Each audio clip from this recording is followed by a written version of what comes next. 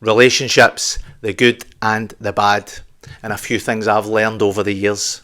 So hello and welcome to this week's episode of the It's Okay Kid podcast, your weekly dose of clarity and self-discovery. So relationships, I wanted to do this with Lisa, but she's far too busy. She's busy with uni, so I'm going to cover a few things myself because I've had a few conversations over the last few weeks and it's front and centre in my mind. But first I want to cover, if you're ever confused, I don't know what that was, but if you're ever confused if somebody likes you, whether that be friendship, romantic relationship, if there's a confusion there, maybe you're texting them, they're not texting you back straight away, or they're maybe not texting you back at all, and you're doing all the chasing, and you're confused about this relationship. Harsh truth, they don't like you, or they don't like you enough to show you the respect you deserve. They're letting you know by their silence where you sit, you're not a priority. So I just wanted to cover that before we dive in, because I've had a few conversations and I know they might be good looking and I know that you might really like them, but unfortunately they don't like you back as much as you like them. So you can either accept it or move on. But at least you know, by this advice, take it for experience, they don't like you. So have a bit about yourself and cut it off. Okay, into relationships. So, I've only ever done this thing once, and it's with Lisa. I've had a few conversations with people over the last few weeks about relationships. The norm for when somebody starts a relationship, we'll talk about the romantic one first, but it can be friendships as well, as you start seeing somebody, there's a few dates, it's gone well, and then a time period lapses where you just slip into seeing each other. I think the cool kids are calling it exclusive now, but you just start seeing each other, and that's you, boyfriend and girlfriend, or whatever it may be, and then 6 or 7 months down the line, a few things have went wrong.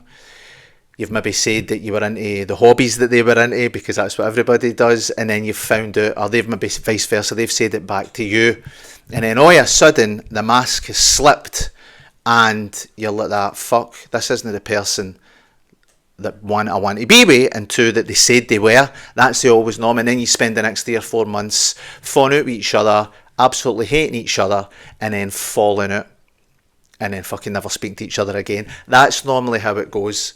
And if it goes well and you've managed to keep up the facade for a wee bit longer than that, it's maybe a year and a half. And the reason how I know that is I used to be in that hamster wheel a year and a half, round and round again. And that's because there was no standard no standard set. I had never set a standard, or we had never set a standard of expectation. And you're probably trying to put your best foot forward at the start.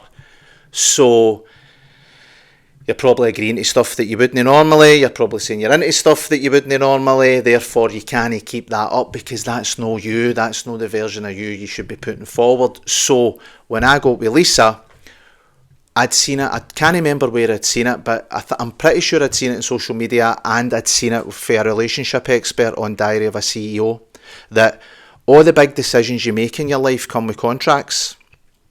As sexy as that sounds, like buying a house, buying a car, everything you do in your life that's monumental has a contract behind it. So as you know the standards, so as you know what it's going to be like, and so as you know what the cost of this relationship.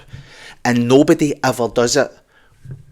With relationships, you spend the first 3 months of your life seeing each other naked, uncompromising positions. I get that there's alcohol behind that. But the thought of sitting down and having an awkward conversation for 5 minutes scares you that much that it never happens.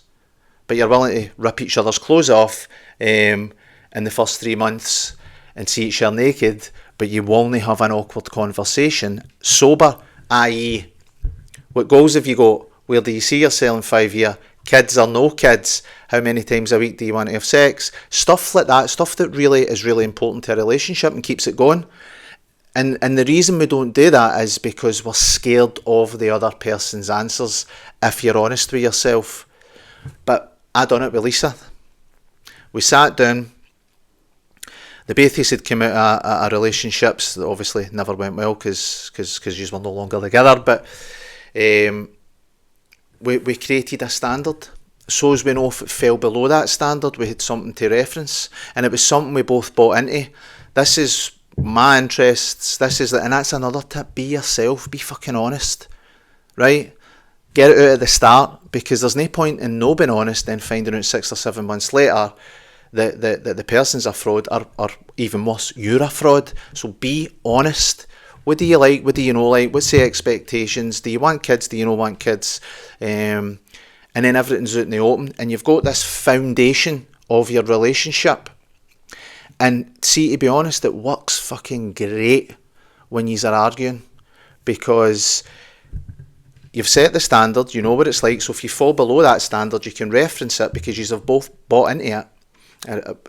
Sex is massive in a relationship, so if that fades, which it almost certainly does at some point, because you start keeping score, the two of you are lying there and fucking at night going, I'm not fucking making a move, I made the move the last time, he can make a move, and she's gone the same, well I made the move the last time, and then the two of you are sitting there in absolute silence, can't get to sleep because she's a fuming, and also you're only having sex, so there's no connection. Whereas if you come to an agreement that it's once a week, twice a week, twice a fortnight, whatever it is, at least you know that's what you're getting. And for both of you, I know it's mainly aimed at guys because we're dubbed as horny, but it's for both of you, so the guy can go, wait a minute, we've made this agreement, or the girl can go, wait a minute, we've made this agreement and you've come nowhere near me, what is the problem? And then you start to communicate. But see if it's been going really well and everything in that foundation is getting met. See when you've fought out a few times, everybody appears with baggage, but you've fought out a few times and then you can work together because it has been that good. And see, to be honest, the relationship's more than the argument, so that's what you base it on, because a few times it's been my fault, but see when you start keeping score, that's when it starts to fucking crumble. Like, well, you want to be right, you don't want to be right. The relationship should always outweigh the arguments. So I've found myself a few times going, I fucking really want this relationship, so I don't really care who's at fucking fault. And then you just go, listen, I'm sorry, fucking. And that's another thing, people go like, you need to calm down and communicate. Me and Lisa are really good at communicating, but also it's alright to be emotional. It's absolutely natural to be angry, happy, sad, frustrated, as long as you're not slagging each other in public or calling each other names that you can't come back for during these arguments. You're fine. But I found creating that foundation works wonders. You've got a standard. If you fall below it, there's something to reference. And if all these things are being met and you fall out, this is worth more than any argument or any fallout. So you give in fucking hell, keep the score down, but you tend to let shit go. You'll fall out and bicker because everybody does it, but ultimately both of you know that this is worth more than the argument. So you end up going, fuck it, I don't want to lose this. I don't want to lose the relationship, because the relationship should be up here. Everything else is down below because you've agreed on it. And that works wonders. It's worked wonders for me. It's probably changed the way I've thought about doing stuff like that. And Lisa feels the same way. It's been great for us, so I'm hoping it would be great for yous, because you've got a standard there, you've got an agreement for both of yous, and that should always outweigh falling out.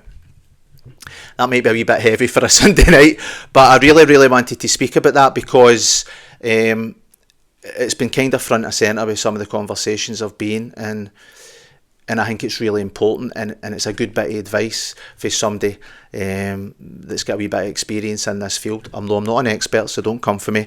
But also the other bit of advice is be yourself.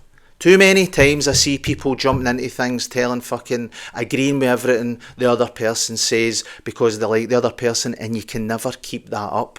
You can never keep it up, and then eventually you get found out, and the relationship breaks down. And we don't want that to happen. So, that's the end of this week's episode. Thanks very much for listening. As always, have a great week, and I'll see you next week.